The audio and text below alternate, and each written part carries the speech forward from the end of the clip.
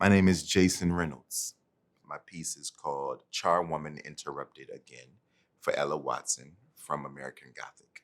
And so when you were posed, inched into the center of the frame like a heavy sculpture, woman chiseled from workday, and when the question came of whether or not you could turn the broom upside down, the detritus of a good government job dancing on the straw head, and when the mop was placed behind you looking on like a jealous white girl, backdrop blurred, bars of American rag, stitched on star-shaped peepholes, light shining in from some future where my grandma would beg for the same job not too far from you so she wouldn't have to keep going all the way to Silver Spring to put elbow grease to Miss Barbara's baseboards. Did you think, who is this little man with this camera telling me to stand?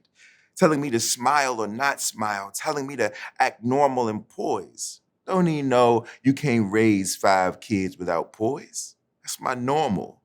Don't he know I got 5 kids to raise and they won't want to hear nothing about no modeling or even care or question why someone would want to make art of char? Don't he know I got a job to do?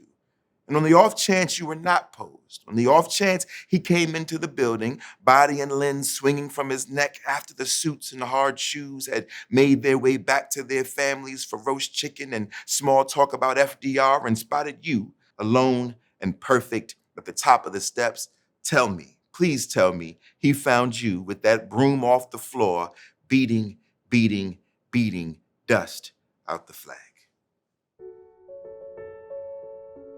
The first time I saw this, I think I was 14, 15 years old.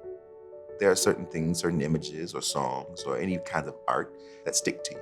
And this was one of those images that stuck to me, and I became obsessed about it for years and years and years. I mean, the more I looked and the older I got, the more I saw. And also the more I wondered about who she was. I wanted to give Ella Watson a voice. We've never heard it. The voice that I've given her is not one that is demure. It's not timid or passive. It's more like, who you think you are? Who does this person think they are? And why? First of all, I have no time for this because I have work to do. I have a family support. What kind of brazen person walks into a space, sees a woman holding a broom and says it's okay if I photograph you holding this broom, especially in that particular time, especially as a Black person or a brown person in this country, to walk in and say, hey, do you mind if I take a picture of you holding this broom with this mop in the background? I think language has a way of making things real. I think that naming a thing makes it real. I think that a narrative makes it real. And in every image in that set that he shot, he had to put government charwoman, right? Ella Watson, government charwoman with kids. Ella Watson, government charwoman at church. And it's like, well, I don't know why her job title has to be in every single facet of her life. I think that my job is to say that there was much more to her than that. Well, to add to the discourse, this is somebody's mom, somebody's perhaps wife, somebody's friend, a parishioner, a community member and neighbor who also happens to hold a broom. This is a posed photo, then that means that everything in this photograph is a decision, right? And if I can remember that these are decisions, then one has to question the mop, which is just out of focus and behind her, looking on. This other instrument, this other cleaning tool is there, but she's not holding it. It almost serves as audience in a strange way. I also wanted to do was to perhaps give voice or shine some light on my grandmother, who was a charwoman, or many of our grandmothers who were some iteration of being charwomen. Ella Watson would have been, what, 2 generations removed from slavery? Let's say Ella Watson is 60. So that would mean that Ella Watson's parents, right? There's a good chance that Ella Watson's parents could have been enslaved. Grandparents, for sure, enslaved.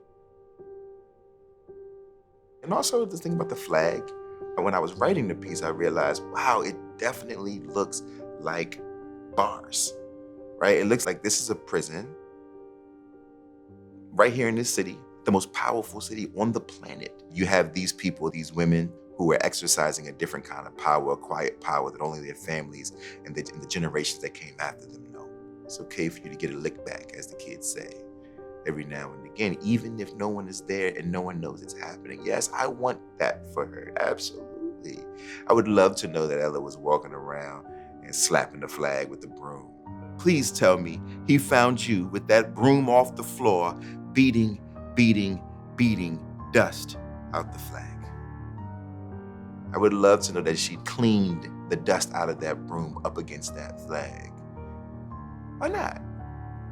Why not, right? America has cleaned itself up against her back for years. For years. Just a little bit. I think it's totally fine.